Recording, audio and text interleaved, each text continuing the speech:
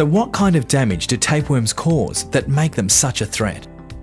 The damage begins because of the way the Anaplocephala perfoliata colonises around the ileocecal junction.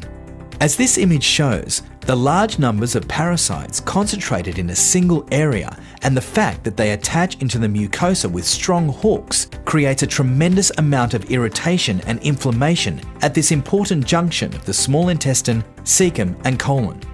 Let's watch as this occurs.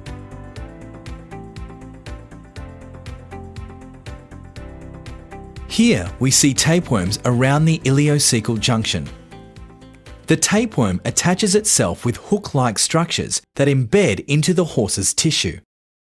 At the site of the attachment, irritation and inflammation occur.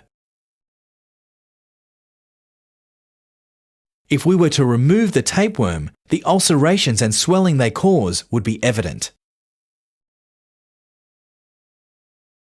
Tapeworms attach tightly to the gut wall. This picture illustrates the attachment and shows the ulcerations it can leave behind. Tapeworms can spread over a fairly large area around the ileocecal junction if the infection is severe enough. Their presence causes irritation wherever they go. This section of the gut wall has had a number of tapeworms removed from it, revealing the damage their presence creates. The tapeworm has been indicated in 3 specific types of colic in horses. The first is called intussusception. Remember that ingested material is moved through the digestive tract with the help of waves or peristalsis. When tapeworms are present, the inflammation they cause can exaggerate these waves at the ileocecal junction, and the small intestine may actually push its way into the cecum through the junction as a result. This type of colic is very serious, and virtually all intussusception colics are caused by tapeworm infections. Let's take a closer look.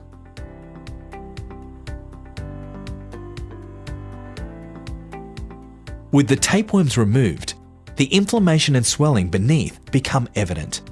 With continuing peristaltic activity, some of the intestinal tissue may begin to climb into the cecum. With each contraction, more and more of this tissue pushes itself further into the cecum. This abnormal condition is what's known as an ileocecal intussusception.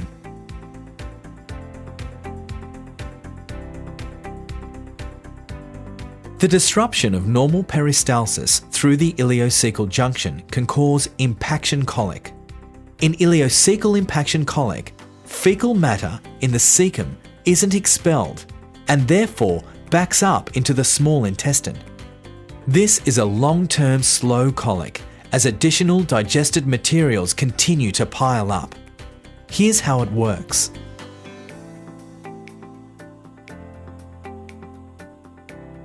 As we look at normal peristalsis through the ileocecal region, we see the normal movement of digested material.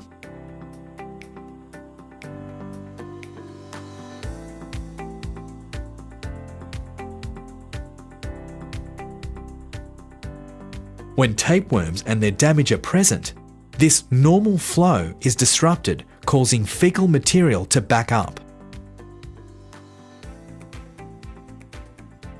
This problem becomes further compounded as this blockage continues to accumulate even further back into the small intestine, causing constipation and pain. Spasmodic or gas colic is extremely common in horses and often associated with tapeworms.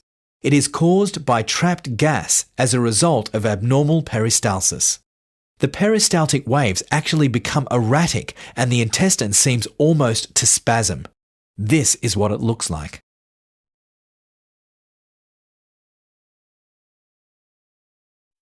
Looking just at the small intestine, we see normal peristaltic waves that aid in moving digested material.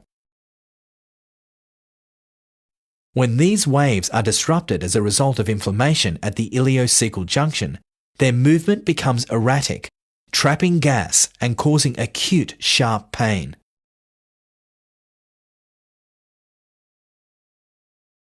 This condition causes spasms within the intestinal tract, or what is commonly known as spasmodic colic.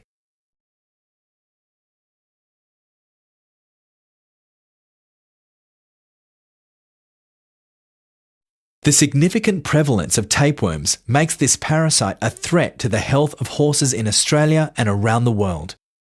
This pest causes severe inflammation at the ileocecal junction and affects normal peristalsis of the gut, impairing a horse's condition and performance while causing multiple types of potentially life-threatening colic.